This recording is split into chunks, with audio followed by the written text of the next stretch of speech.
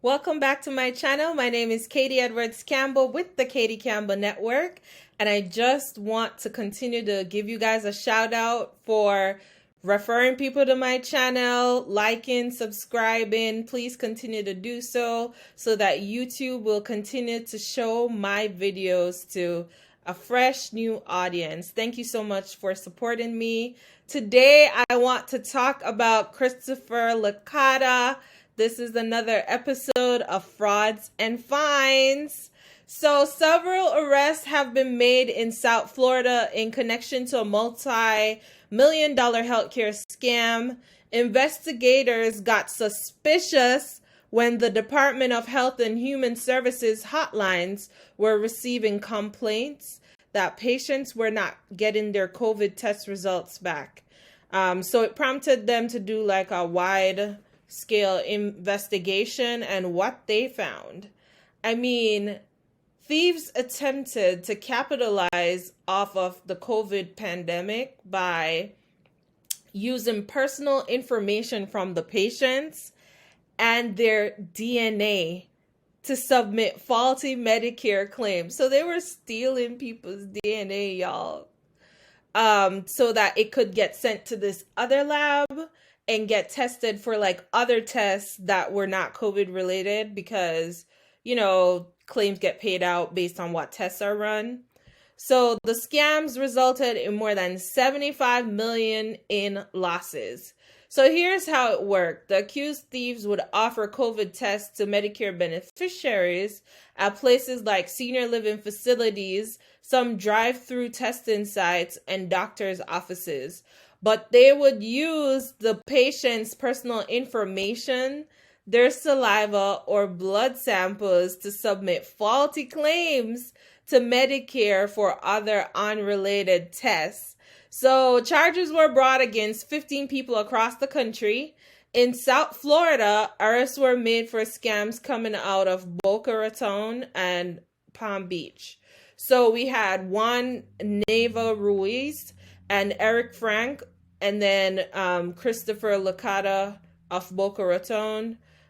He was charged they were all collectively charged for an alleged $9.3 million in healthcare fraud, wire fraud, kickback, and a money laundering scheme. So good old Chris, he owns Boca Toxicology LLC.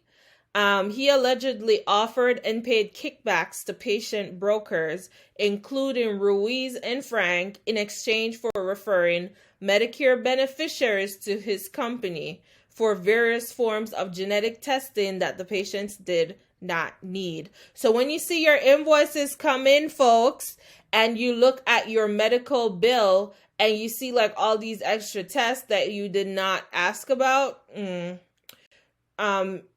research that. Make sure, you know, you're not having stuff being submitted that's not yours. I read everything. Some people are like, well, the bills are complicated sometimes, and I'm like, call them up, let somebody walk you through it, because if there's a procedure on there that you're not familiar with, yeah, chances are someone is trying to make a claim on some procedures that are not related to you.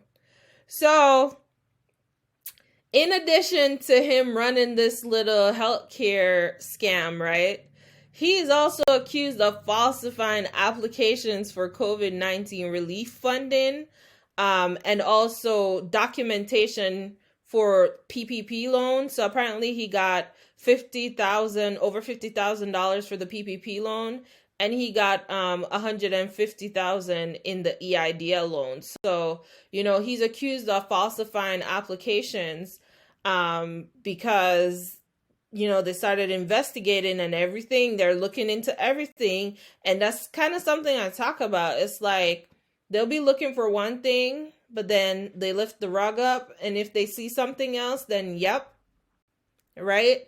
Next in line, they're just pulling everything out. So, you know, it's just best to just do things on the up and up. Can't believe these people were just out here scamming and thieving people's blood samples and whatnot, spit and whatnot, so that they could do tests and all this garbage. I don't know how I feel. I wonder how that phone conversation goes when somebody gets the call that, hey, we think someone has committed fraud against you, and you're like, how did they rip me off dollar wise? And you're like, so someone stole your like blood samples, and I don't know how I'd feel.